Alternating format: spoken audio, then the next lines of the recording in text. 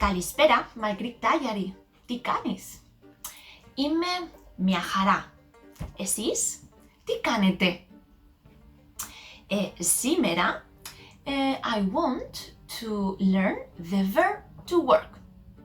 And also, I would like to revise some workplaces along with the verb. Okay, let's go to there. Sarah, concentrate, alright? Εγώ δουλεύω σε ένα νοσοκομείο. Εσύ δουλεύεις σε ένα γραφείο.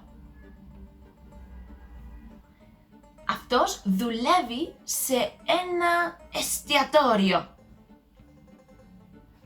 Αυτή δουλεύει σε μία κλινική.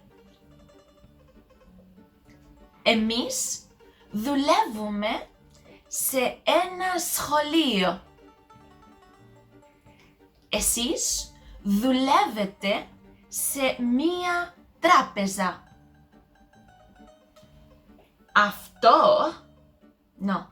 Αυτοί δουλεύουν σε ένα φαρμακείο. Αυτές δουλεύουν σε ένα εργοστάσιο. I will use now the negative form. Quick. Εγώ δεν δουλεύω σε ένα νοσοκομείο. Εσύ δεν δουλεύεις σε ένα γραφείο. Αυτός δεν δουλεύει σε ένα εστιατόριο. Αυτή δεν δουλεύει σε μία κλινική. Εμείς δεν δουλεύουμε σε ένα σχολείο. Εσείς δεν δουλεύετε σε μία τράπεζα. Αυτοί δεν δουλεύουν σε ένα φαρμακείο. Αυτές δεν δουλεύουν σε ένα εργοστάσιο. Remember as well that we don't really need to use the subjects such as εγώ, εσύ, αυτός, αυτή, because in every single verb is already implied. That's why in Greece they don't use them, okay? Also, because of that, when we ask, we don't use the subject neither. You could ask, where do you work? Directly. Πού δουλεύεις? Πού δουλεύεις? Ο formal way, πού δουλεύετε? Πού δουλεύετε? Remember that formal, που δουλεύετε, also means where all of you work, which I will ask. Πού δουλεύετε? Εγώ δουλεύω σε ένα σχολείο. Εσείς πού δουλεύετε?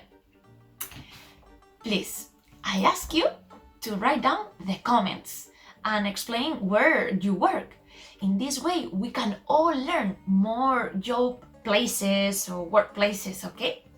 And not just that, we also can learn more facilities, buildings, how we call them, because all of them are gonna help us to understand how to say hospital, nosocomio, restaurant, eστιατόριο, factory, εργοστάσιο. That's for me the most challenging one. I don't know why. Pharmacy, φαρμακείο, school, σχολείο. Okay?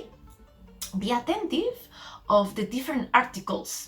Like μία κλινική, ένα σχολείο, σε ένα σχολείο. We use σε as in and then the place with the article school. Alright?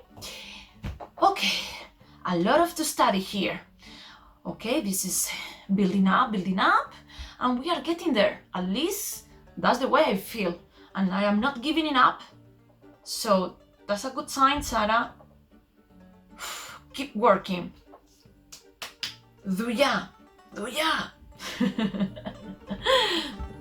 Τα λέμε μετά, φιλάκια πολλά!